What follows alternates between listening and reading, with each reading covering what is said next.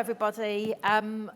As Paul says, I'm Yultan, and I'm delighted to be here today. It's really great to see so many faces that I've worked with over my, what feel like many, many years in the sector. It's amazing. So, you'll know that the number of adults that are in learning has steadily reduced over the last 20 years. Government stats currently report that there are under 600,000 adults currently engaged in educational training, and less than a third of those are from the most deprived areas in the country.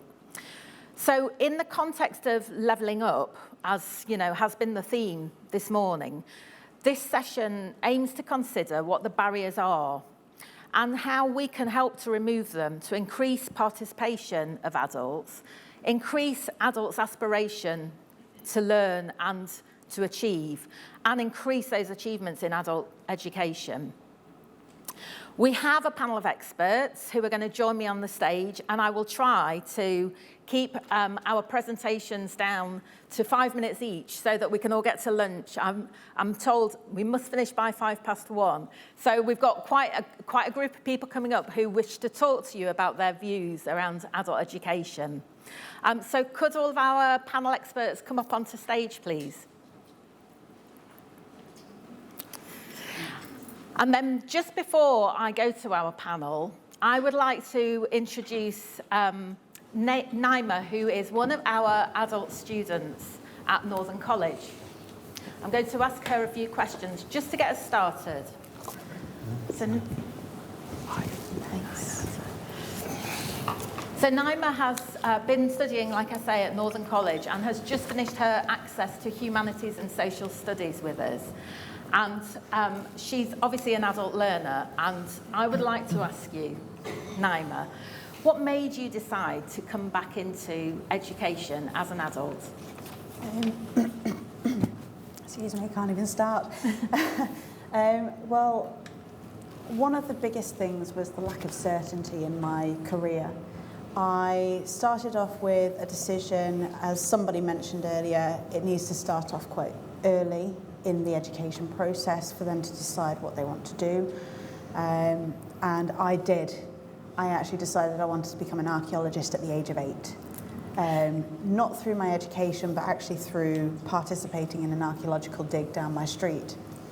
So for many years after that, my aim was to go to college, go to university, and become an archaeologist.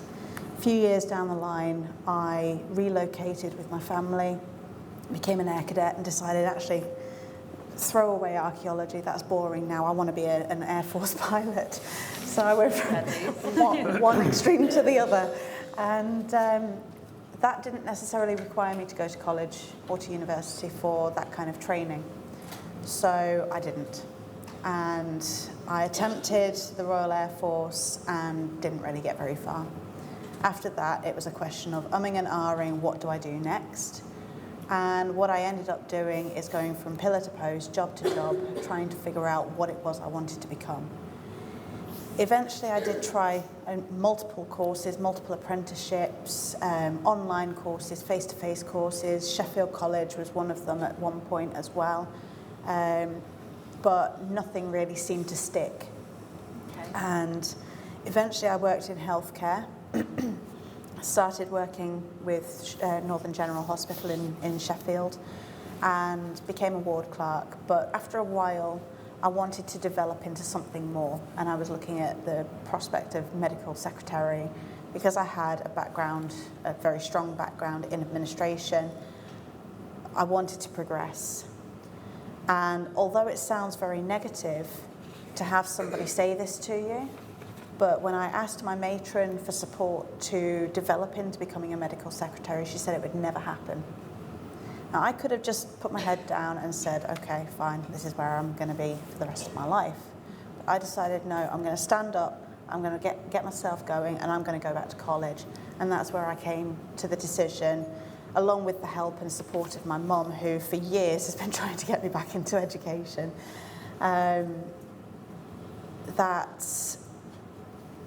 That was the next step for me.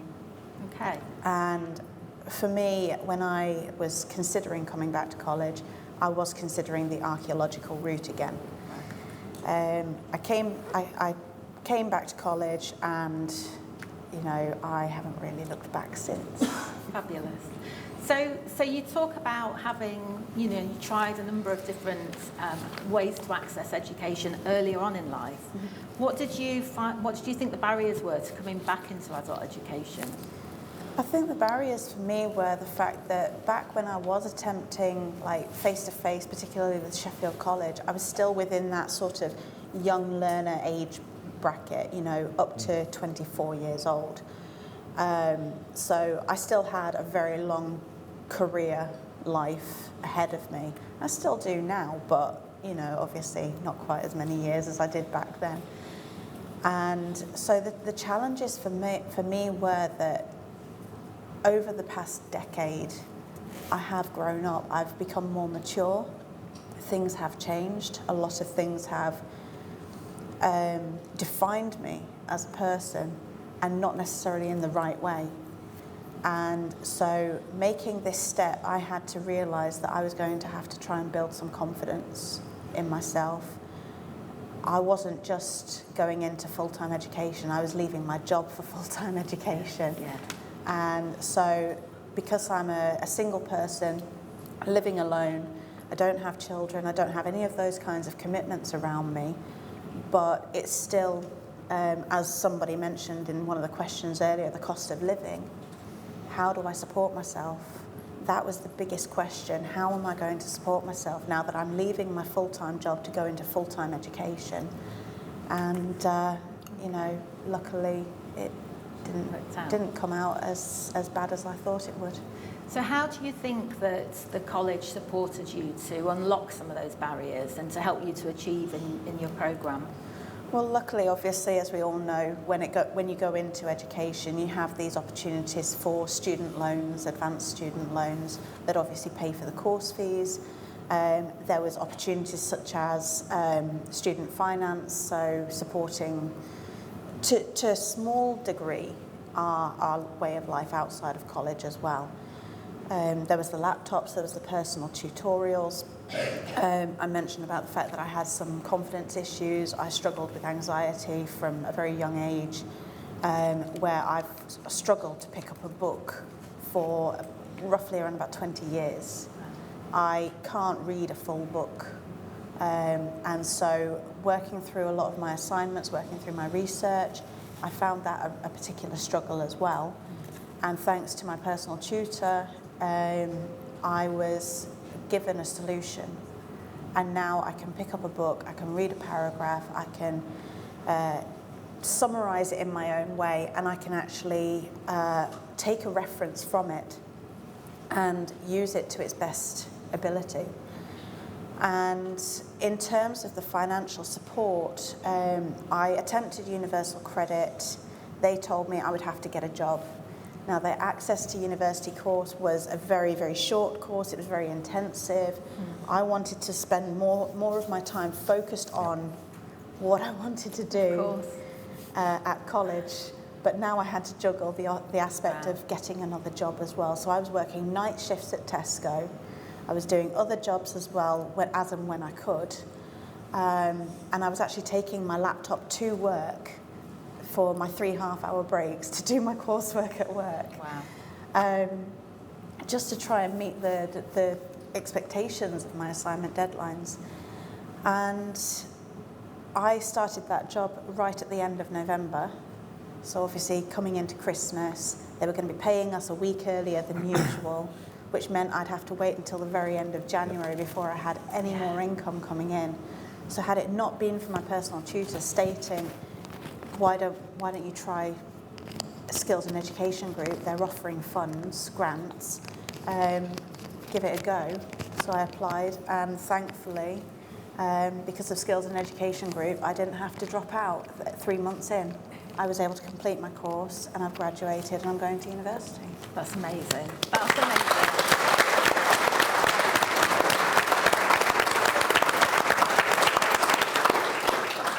Thank you so much, Naima. I think that really sets the tone for what we're going to be talking about now. I'm going to sit down now. Nothing else. Yeah, that's amazing. And just highlight, you know, the commitment that adults have to put in to be able to succeed in their learning. And I'm sure you will be well rewarded and you'll be really successful at university and go on to do fantastic things. So thank you. Okay, we're going to move over to the panel now.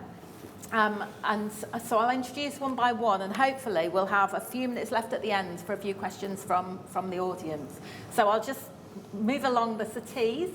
So Simon, would you like to go first? Would you like to introduce yourself and Yeah, no, thanks, Yultan. I'm Simon Parkinson. I'm Chief Executive of the WEA. We're the largest charitable provider of adult learning across England and Scotland. And I'm not kidding when I said I should just go and sit down now, and you know, because you've just absolutely nailed it for us, really. I have got some notes, but you're going to hear a little bit of repetition, so I can give it you from a practitioner's point of view. If we are to remove the barriers, it starts with helping people just have that confidence to take a step back into, you know, what is quite a scary environment. So actually, I think there's three things that I think we see and we hear from our students and similar students to Yultan, students at Northern College. And I think that we can do to help as a sector. I think the first is language is really, really important. If you are lacking that confidence to take a step back in or your first step into it, then actually it's on us to make sure that there's an inclusive language, that actually it's not set up to be scary. So we talk a lot about level 3, level 4, T levels. Actually, that's not, you know, our students aren't really interested in that as a starting point for the conversation. They're just interested in getting a bit of confidence and making sure that they're not the oldest student in the classroom. You know, they're just really, really worried about getting back into a group environment. And I think Multiply is a good example of this. It's a really, really welcomed initiative. But if the language around that is that you lack numeracy levels, you know, your numeracy levels are lower than that of a 9-year-old, and our answer is to put you in a boot camp, it's just not going to, you know, really, really problematic language. So I think there's something on us as a sector to make that language a bit more inclusive. Second, and it builds on Multiply, it's a great initiative. I think short, modular courses are great, they're the way to go, but they've got to be accessible, they've got to be relevant. What we know is hybrid learning is here to stay. You know, and I mean proper hybrid learning. We've got to get back into those communities, physically back into those communities that need us most. They've lost a lot of community support, a lot of community venues. So how as a sector do we make sure that our teaching and learning is accessible, relevant, and set in the context that's going to help people in their everyday lives? Because that's the starting point, that's where people are at the moment. And my final point, and it builds on it, and I won't talk too much because I'm sure others will want to talk about this, is how do we fund that individual learning for adults? You know, we've talked about particular sort of, you know, student loans and student finance, rightly or wrongly, is embedded in HE, you know, at post-18. But actually what we know is our adults that are working 2 or 3 jobs. You know, they're trying to feed the gas meter and the family at the same time. You know, the thought that they're going to take on debt in the terms of a lifelong learning loan to further their education, I'm just worried about that.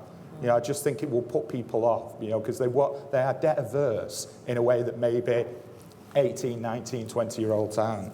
And then there's some technical fixes that we could do around universal credit, but I'll probably stop there because others will probably pick up on that as well. So thank you. Excellent. Thank you, Simon. Fiona. Hello, I'm Fiona Aldridge from the Combined Authority. I've previously worked at Learning and Work Institute with Stephen, where I spent a couple of decades looking at our adult participation survey. And I'm not going to say things from that because Stephen's coming afterwards. I hope you're going to go first. So I did think the problem with this panel is we're going to vehemently agree on everything. Yeah. And so I thought I'm going to have to say something different. So I'm going to say something different, but it doesn't mean I don't agree with everything that these guys will say. One of the things that really strikes me from the participation survey when we ask about barriers is that people list all the things that Simon mentioned, that we've heard here, that other people will mention. The thing that most people say is that, well, learning's not relevant, they're not interested, they don't see the point. And so I think we absolutely need to focus on addressing barriers, but let's not kid ourselves that the other 98.9% of the adult population that aren't those 600,000 are desperate to learn if only we could remove some barriers.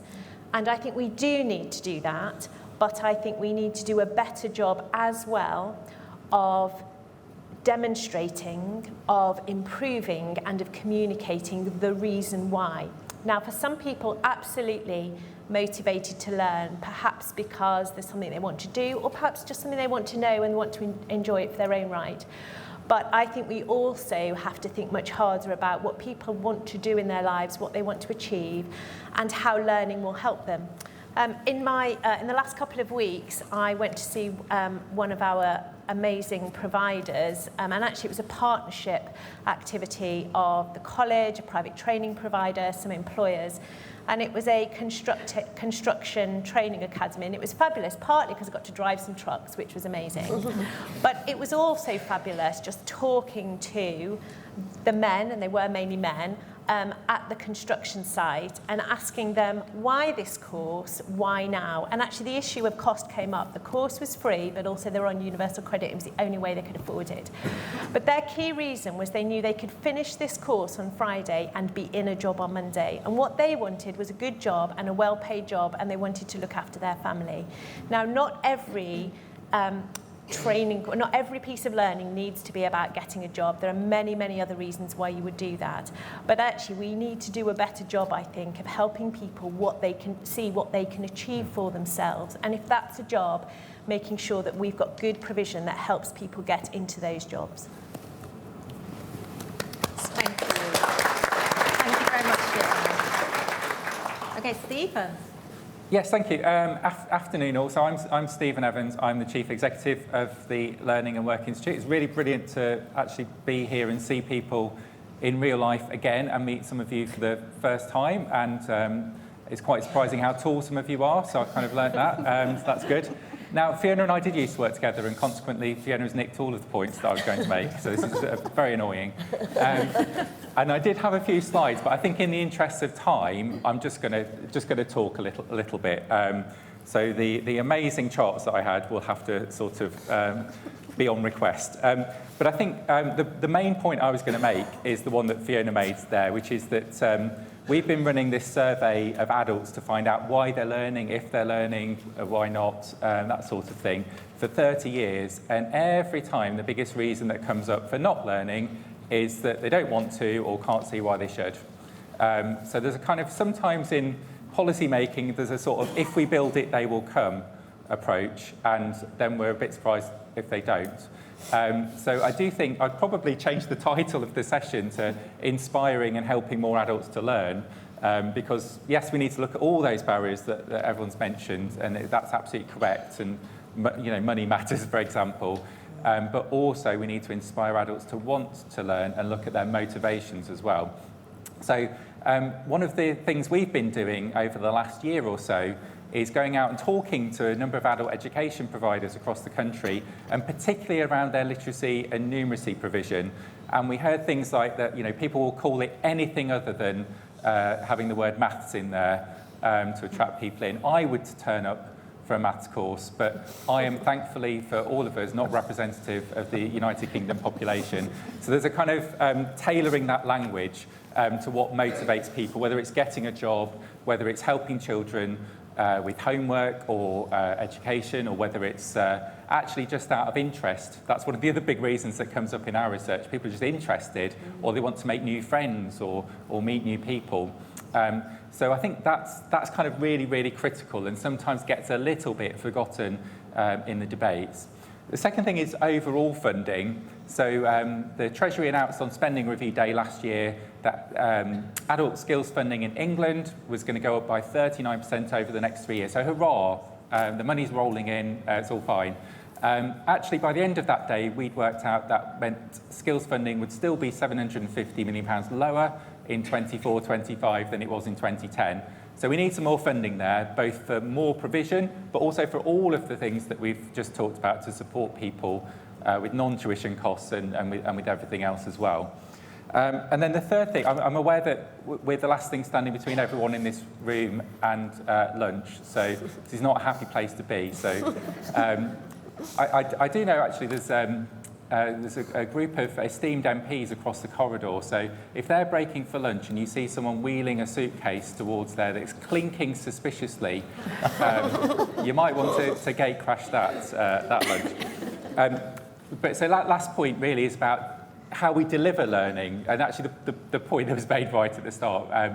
How do we help people to fit learning around work and home life? Again, that comes up time and again. Now, we need to make it easier, and the stuff we can do with the universal credit and other stuff, but also I've got lots of depressing graphs that all go sharply in the wrong direction about the number of adults in learning.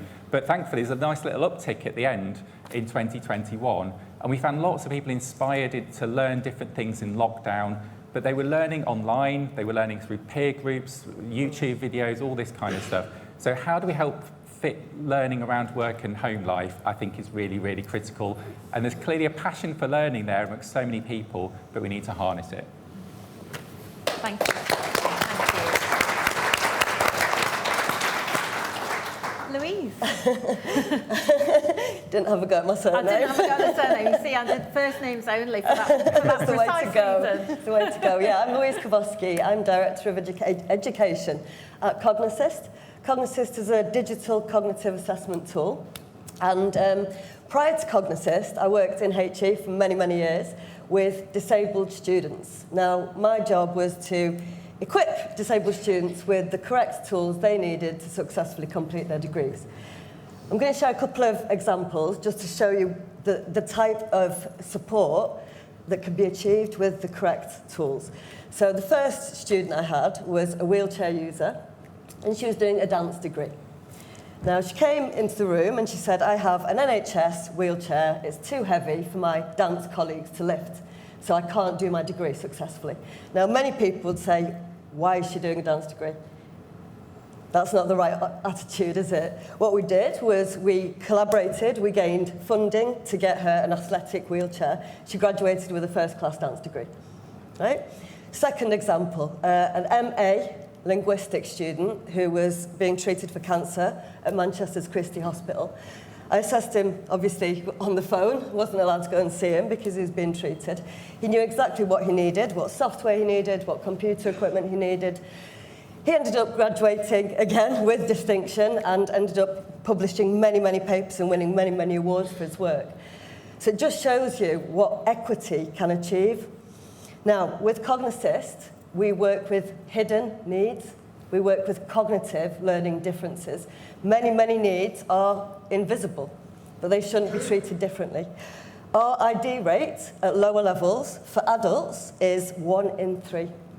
1 in 3 adult learners has a cognitive learning difference. Now, associated with that is low confidence.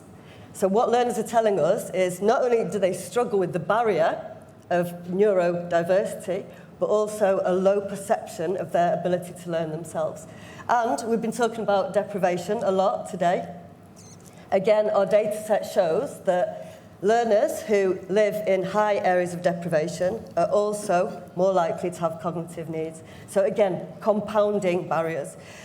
What we can do together, holistically, is instill confidence in these learners by assessing early on and implementing tailored learning, packaging it up in ways that people can understand and retain. The only way we can do this is if we all buy into this challenge. It's not the SEND team's work, it's not Senko's work, it's all of our work. Thank you. Thanks very much. And finally, John. Thank you very much, Yultan. Well, at the end of that, I don't think there's anything more to say. But I'm John Holford. I'm the Professor of Adult Education at the University of Nottingham. I'm not sure quite why I've been asked along, but I assume it's partly because I was associated with the Centenary Commission on Adult Education, which reported a couple of years ago, and where, let me see, the report is here, and there are some copies sprinkled around, and if you want more, let me know. The second reason, however, perhaps is I've done some research on adult education. In fact, I've done quite a lot of research over the years on adult education. I was going to show some slides, but won't do so in the interests of time, but I will make some points which I think arise from them. The first one is a general point, and I'm looking at Simon. One of the founders of the WEA was a fellow called R.H. Tawney, and he wrote a book, a very famous book in the 1920s called Equality. And the point, the word I want to bring out is inequality. We are moving into, and have been moving over the last, 20, 30 years, into a more and more unequal society, and that inequality is something which makes adult education much more difficult and makes the lives of people in adult education, or the lives of, shall we say, ordinary people from less privileged backgrounds coming into education as adults, much more difficult.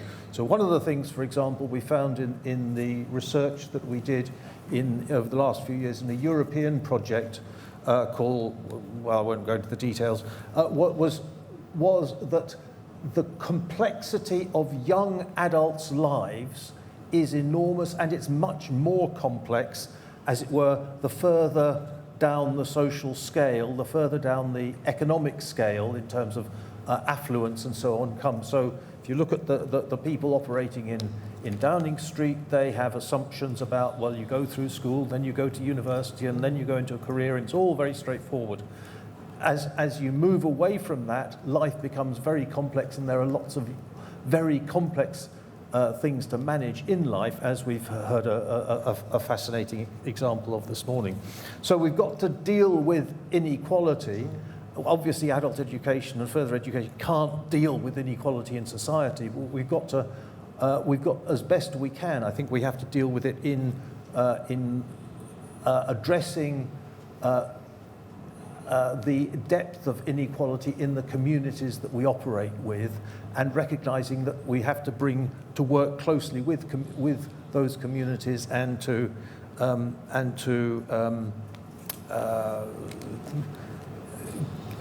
give them face and strength. I've been looking at this slogan under the Skills and Education group I've been sitting here, and what is it? To the advancement of skills and education to improve the lives of individuals. Well, yes, but I wanted to add, and communities. So communities are really important. It's not, we don't live as individuals, we live as individuals in communities, and those communities have to be brought up. We cannot have a model of social mobility, which unfortunately very often we do have, which says if you're successful by virtue of getting out of the community you come from and leaving everybody else behind, because you're going to be... so we've got to deal with that. A third point, actually I may have the number wrong here, but a third point is that, and it relates to inequality, is that a lot of people's learning, a lot of adults' learning, takes place not in further education, adult education or whatever, it takes place at workplaces. So the more, and I had a lovely graph which showed something about how many workplaces in different countries were sophisticated, advanced skills workplaces, and how many were not. The more advanced and sophisticated an economy you have, the better the general situation of learning. And one of the features of this country is that we have been, as it were, moving down the skills level in terms of the kinds of work that people do averagely in the workplace. We need to try to turn that around. Not that FE can do it, but there's messages here which aren't just for what we can do, but we are part of the system. I think the other thing I wanted to end up on was, and it comes back to the early years of the WEA, the Workers' Educational Association. There's a very splendid conference very early in the WEA's existence, where a fellow who's I think he became what was then called the General Secretary or something of the WEA, said, what we need is not universities to take people out of our communities, but for those people to come back to the communities as the servants to serve the communities. That's the kind of model I think we need to develop in education, in adult education and in further education. And that, I think, calls on us to develop... Am I going on too long? You're okay. It calls on us to develop embedded ways, forms of outreach in communities so that we work with them and we don't go in and do a quick job and then move on and move out. Coming back to this research that we did across Europe, there's some, it was just not this, lots of countries across Europe. Everybody involved in courses with, well, not everybody, but lots. The general response we had from people who were studying in courses for young adults who'd been excluded was they liked the courses. They found the courses very helpful. They liked the support they got. Their confidence increased. It was all very good in general, but there were a whole load of structural problems which made it difficult for them to take part, like lack of provision in certain areas, like organisations being rewarded for successes, and therefore this whole strategy of parking and creaming, is that something which is a kind of phrase that this means you put aside the ones who are difficult to deal with and you only focus on the ones who you know you can succeed with in terms of your targets and so on. The need for long-term serious work with the community and not just for going in and getting out. Thank you, John. That's great. Thank you very much. So we literally have 5 minutes left, and I'm changing the title of our session to Inspiring and Helping More Adults to Learn. So on that theme, does anyone have any questions? Oh, no questions. They're all hungry. Oh, here we go. There's a question near the front.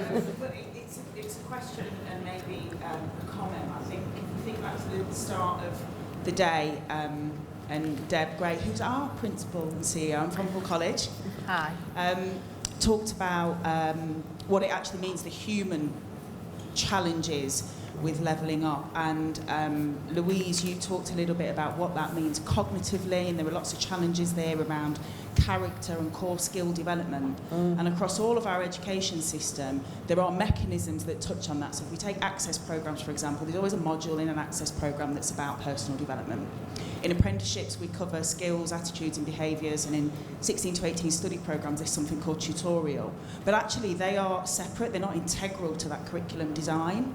And quite often the quality of that relies on where you are, the resources, how things are modelled, systems that you might use.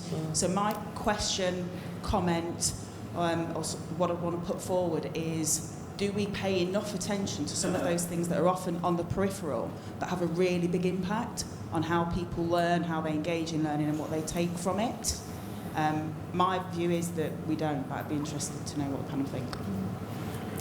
Would anyone like to Can I maybe just, so my final slide that no one will ever see, the director's cut will be released at some point, but was one of our Festival of Learning award winners. So we've been running the Festival of Learning for 30 years, annual awards every year, and I picked out the award winner, kindly supported by the Skills and Education group, not uncoincidentally. But this was a lady who was working as a sort of top-end pastry chef, and had had a sort of terrible motorbike accident, I think it was, and then was kind of struggling. She knew she wasn't going to be able to go back to that job for various reasons, and so she was kind of thinking, well, what am I going to do now?